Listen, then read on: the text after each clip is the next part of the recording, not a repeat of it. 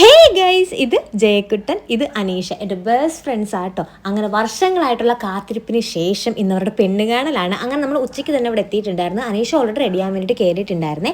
ഇത് അനീഷ ജയക്കുട്ടന് കൊടുക്കാൻ വേണ്ടിയിട്ട് സെറ്റ് ചെയ്തിരുന്ന ഗിഫ്റ്റ് ആട്ടോ. എൻ്റെ പൊന്നെ, ഇവളുടെ ടെൻഷൻ ദാ കേട്ടോ.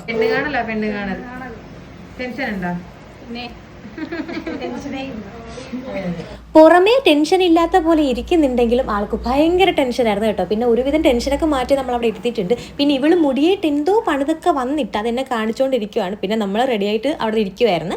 അങ്ങനെ നമ്മൾ റെഡിയായിട്ടുന്ന ടൈമിൽ ചെക്കൻ വന്നിട്ടുണ്ടായിരുന്നു. അങ്ങനെ ഗിഫ്റ്റും കാര്യങ്ങളൊക്കെ കൊടുത്തതിന് ശേഷം ചെക്കനകത്തേക്ക് കയറി കഴിഞ്ഞിട്ടാണ് അവനുള്ള ഗിഫ്റ്റ് കൊടുത്തിട്ടുണ്ടായിരുന്നത്. പിന്നെ മെയിൻ പരിപാടി ചായ കൊടുക്കും.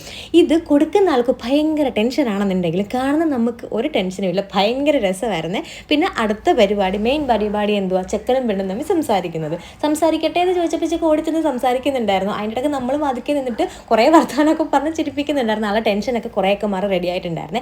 ആൾ സെറ്റായി കഴിഞ്ഞപ്പോഴത്തേക്കും കേക്ക് കട്ടിങ്ങിലേക്ക് കടന്നിട്ടുണ്ടായിരുന്നു.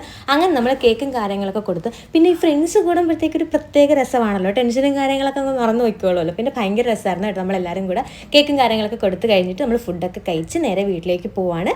അപ്പോൾ അത്രേ ഉള്ളൂ ഗൈസ്. Okay, by.